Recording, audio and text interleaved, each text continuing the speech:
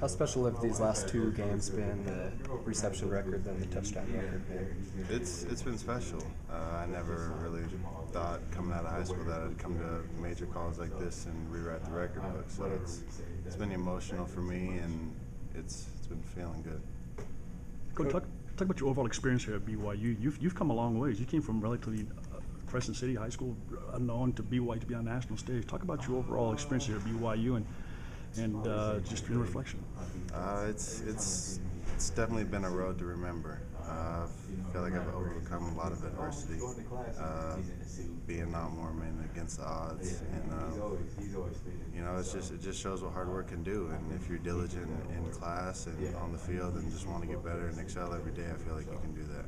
Where does Cody Hoffman go from here? You've just obviously just became BYU's all-time leading receiver. Where do you go from here? What do you do now to kind of add upon your legacy here at BYU? Finish out the season strong, and hopefully, if the cards play out right, get a BCS run. Have you had guys like Collie and whatnot, people's records who you've broken? Have you had those guys contact you and say congratulations, anything like that? No, just Collie. That's about it. And I can't remember his name, the guy that returned the last kickoff for BYU. He congratulated me after I ran the kickoff return back 2 years ago. Cody, when you were talking about Taysom, you mentioned that he was probably frustrated at the first of the season. There was the whole offense as an entire unit starting to get frustrated there? Yeah, we were. Yeah, the receivers especially, because we feel like we can make a lot of plays, and we just weren't capable of that. We were making plays, and I feel like it was just a struggle for everybody, and we've come a long way now. What has been the big difference? Just our practice, our habits in practice, and being able to get better. And I think the momentum definitely plays a key in that. Go ahead. Bronco had said that Coach Anae was just dead honest with him about the offense maybe being a process, taking time to work over the course of a season. How did Coach Anae lay that out with you guys, and what was maybe the point when he thought it would really click with the team?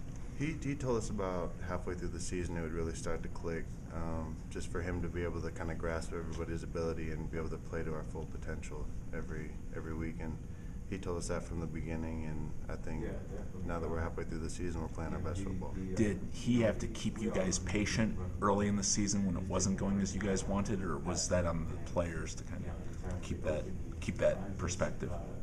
I think it was on the players mainly.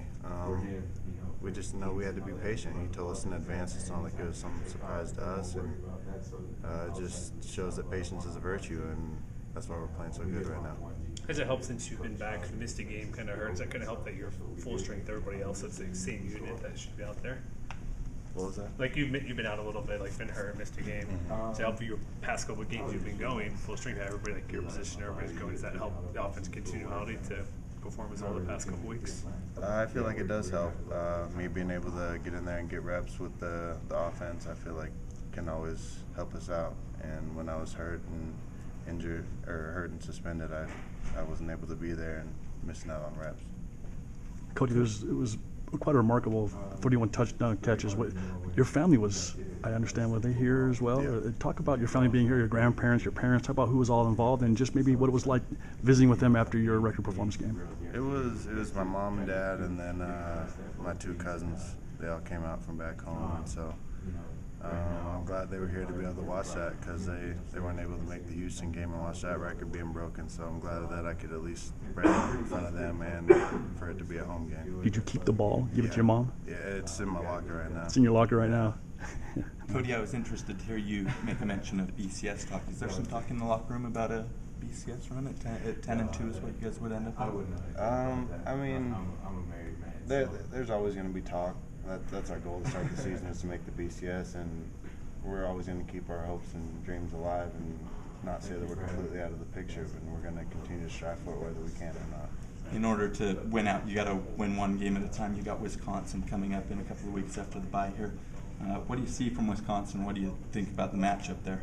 I think it'll be a great matchup. I feel like we're ranked close. We know they're going to be good, big school, and we're just going to watch film and do our homework and play to our strengths and abilities. Thanks.